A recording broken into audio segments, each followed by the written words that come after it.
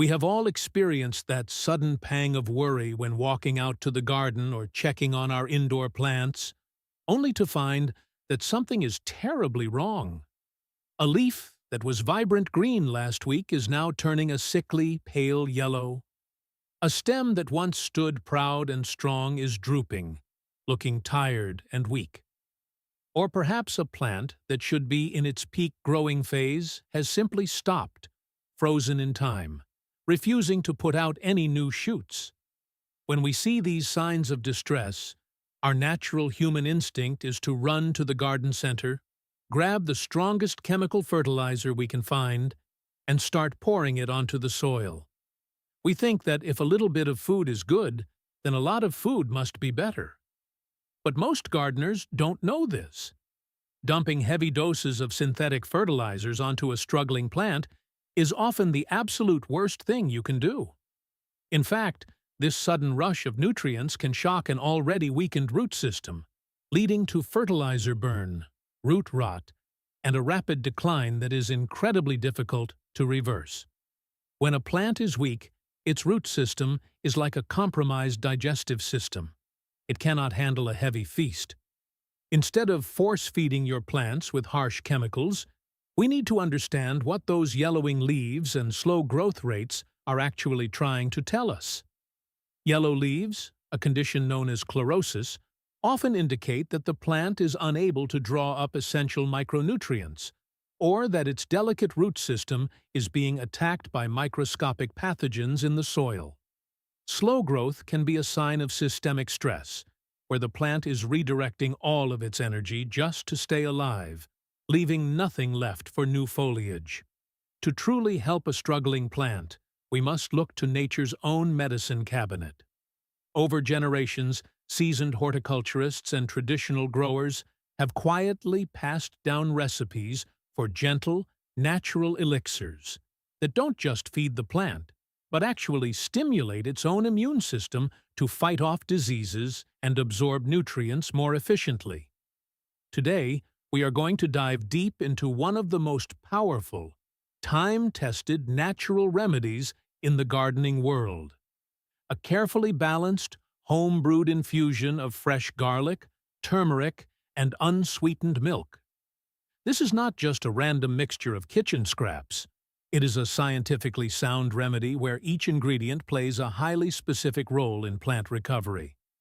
Let's start with the garlic. Garlic is renowned in organic farming as a potent, natural antimicrobial, antifungal, and insect-repelling agent. The secret lies in its high concentration of sulfur compounds. When a plant is weak, it becomes an easy target for soil-borne fungi and pests that feed on its sap. By introducing garlic compounds to the plant's environment, we create a natural shield. The sulfur acts as a systemic deterrent, absorbed by the plant to make its tissues unappealing to pests, while simultaneously inhibiting the growth of fungal spores on the leaves and in the soil. But to unlock these powerful compounds, we cannot just throw whole garlic cloves into the dirt. We must prepare them in a way that allows their active ingredients to become fully bioavailable to the plant. Here's where the real secret begins. To start preparing this healing elixir, we need exactly 3 fresh, plump cloves of garlic. It is vital to use fresh garlic rather than pre-peeled or powdered varieties, as the active volatile oils begin to degrade the moment the clove is peeled and exposed to the air. We want to finely chop these 3 cloves. By chopping the garlic into tiny pieces, we are dramatically increasing its surface area. This physical breakdown of the garlic's cellular structure triggers a chemical reaction. An enzyme called alliinase meets a compound called alliin, creating allicin. Allicin is the powerhouse compound responsible for garlic's intense aroma and its incredible antibacterial and antifungal properties. Once the garlic is finely minced, transfer it immediately into a clean, sterile glass jar. Next, we are going to add 500 milliliters, which is approximately 2 standard cups, of warm water. Pay close attention to the temperature here. The water should be comfortably warm to the touch, roughly around 100 to 110 degrees Fahrenheit, but never boiling or hot. If the water is too hot, it will cook the garlic, destroying the delicate enzymes and volatile sulfur compounds we worked so hard to release. If the water is too cold, the extraction process will be incredibly slow and inefficient. Warm water acts as the perfect solvent, gently coaxing the water-soluble compounds out of the garlic tissues and into the liquid. Give the mixture a gentle stir with a clean spoon to ensure all the minced garlic is fully submerged and evenly distributed throughout the water. Now, we must practice patience. Seal the jar and let the mixture steep undisturbed for about 30 minutes. During this half-hour window, the water will gradually take on a cloudy appearance and a pungent aroma, signaling that the beneficial compounds have successfully transferred into the solution. After the 30-minute steeping process is complete, it is time to introduce our second powerhouse ingredient, turmeric. We will add exactly 1 teaspoon of high-quality turmeric powder to our garlic-infused water. Turmeric contains a biologically active compound called curcumin, which is a magnificent natural antiseptic, anti-inflammatory, and antioxidant. In the plant world, curcumin acts as a natural healer. When a plant is stressed or suffering from microscopic tissue damage caused by pests or pathogens, curcumin helps to soothe the plant's cellular pathways and prevent the spread of fungal infections. However, there is a catch that most novice gardeners overlook. Curcumin is highly hydrophobic, meaning it does not dissolve well in water. When you stir the turmeric into the garlic water, you will notice that the powder does not dissolve like salt or sugar. Instead, it creates a vibrant golden suspension with fine particles floating in the liquid and eventually settling at the bottom of the jar. This is completely normal, but it makes our next steps incredibly important to prevent clogging our spray bottles or suffocating the plant's leaves with thick residue. To complete our base mixture, we will add 150 milliliters of fresh, unsweetened milk. Milk is an extraordinary, often underutilized tool in organic gardening. It provides a gentle dose of calcium, proteins, and essential minerals. Calcium is a critical structural component of plant cell walls. A plant with strong cell walls is far more resistant to invading pathogens and environmental stressors. Furthermore, the proteins in milk act as a natural sticker shifter, helping the solution adhere to the slippery surface of the leaves rather than just rolling off onto the ground. This ensures that the beneficial garlic and turmeric compounds stay in contact with the plant tissue long enough to be absorbed. Stir the entire mixture thoroughly until the milk, turmeric, and garlic water are completely integrated into a beautiful, creamy golden liquid. We now have our concentrated healing base. This is the step many people skip, and it is the exact reason why so many DIY garden remedies fail or end up causing more harm than good. You must never, under any circumstances, pour or spray this raw, concentrated base mixture directly onto your plants. In its current state, the mixture is far too strong. The concentrated sugars and fats in the milk, combined with the intense sulfur in the garlic, can overwhelm the plant, scorching its leaves and attracting unwanted pests like ants or flies. Additionally, those undissolved turmeric particles and tiny bits of minced garlic will instantly clog the fine nozzle of any spray bottle, turning a simple gardening task into a frustrating mess. To avoid this, we must carefully filter our mixture. Place a fine mesh strainer lined with a piece of cheesecloth or a paper coffee filter over a clean container. Slowly pour the golden liquid through the filter. The cheesecloth will catch every single piece of minced garlic and the heavy, undissolved turmeric sediment, leaving you with a smooth, translucent, golden-hued liquid. This filtered liquid contains all the dissolved nutrients, volatile oils, and microscopic beneficial compounds without any of the physical debris that could harm your spraying equipment or leave a suffocating film on your plant's leaves. Once filtered, we must dilute the concentrate to make it perfectly safe and highly effective for our plants. The golden rule of natural plant remedies is that dilution is key. When it comes to delicate plant tissues, a weak, consistent application is infinitely better than a strong, shocking dose. We are going to use a strict 1:10 dilution ratio.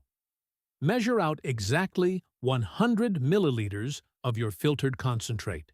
Then, combine this 100 milliliters with 1 full liter of clean, room-temperature water. If you are using tap water, it is highly recommended to let it sit out in an open container for 24 hours beforehand to allow any chlorine or chloramines to evaporate, as these chemicals can neutralize the beneficial organic compounds in our mixture. Gently stir the diluted solution one more time to ensure complete distribution. Because this mixture contains fresh, organic ingredients like raw garlic and milk, it has a very limited shelf life. It does not contain any artificial preservatives. Therefore, you should only mix the exact amount you plan to use for a single application. If you have any leftover concentrate, you can store it in a sealed jar in the refrigerator for up to 3 days. But if it develops a sour smell, shows signs of mold, or undergoes any unusual color changes, discard it immediately. Using spoiled milk or fermented garlic on a weak plant can introduce harmful bacteria that will rapidly accelerate decay. Now that our diluted solution is ready, we must perform a crucial safety step before treating the entire plant. Just like a dermatologist recommends patch testing a new skincare product on a small area of skin, a wise gardener always tests a new foliar spray on a single leaf first. Choose a healthy lower leaf on your struggling plant and lightly spray both the top and the underside with the solution. Now, wait. Monitor the leaf closely for 24 to 48 hours. What we are looking for is any sign of an adverse reaction, such as localized wilting, browning edges, or spotting.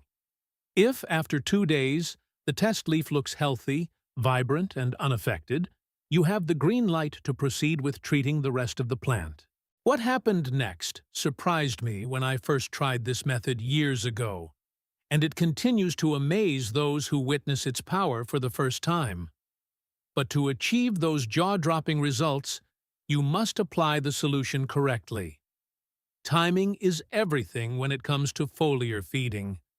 You should only spray your plants in the early morning hours just as the sun is rising, or during the cool, shaded hours of the late afternoon. Never spray your plants in the middle of the day under intense, direct sunlight.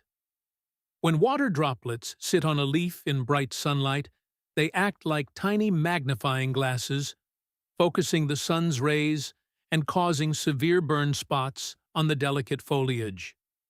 Furthermore, spraying during the cooler parts of the day ensures that the plant's stomata, the microscopic pores on the underside of the leaves, are wide open, allowing for maximum absorption of the nutrients and protective compounds. When spraying, use a fine mist setting. You do not want to drench the plant to the point where the liquid is running off the leaves in heavy streams and pooling in the soil. A light, even misting across the upper and lower surfaces of the leaves, is all it takes. The results became visible just days later in my own garden trials. Within a week of the first application, the dull, yellowing leaves began to take on a deeper, healthier green hue, as the plant successfully synthesized chlorophyll with the help of the newly available micronutrients. By the second week, tiny, vibrant green buds and new leaf shoots began to emerge from the stems, proving that the plant had shifted its energy from survival mode back into active growth. But remember, consistency and moderation are the pillars of successful organic gardening. There is absolutely no need to use this spray every day. Over-applying even the most natural remedy can disrupt the plant's natural balance. If your plant is responding well, a single application every 10 to 14 days is the perfect sweet spot to maintain its defenses and support its growth. If you are dealing with a plant that is severely diseased, with rotting stems or widespread mold, you must first identify and correct the underlying environmental issue. This spray is an incredible supportive therapy, but it is not a magic wand that can overcome drowning roots caused by poor drainage, a complete lack of sunlight, or depleted compacted soil. To keep your garden truly thriving, you must view plant care as a holistic journey. Healthy soil rich in organic matter, proper watering habits, adequate airflow, and the right amount of light are the fundamental building blocks of plant health.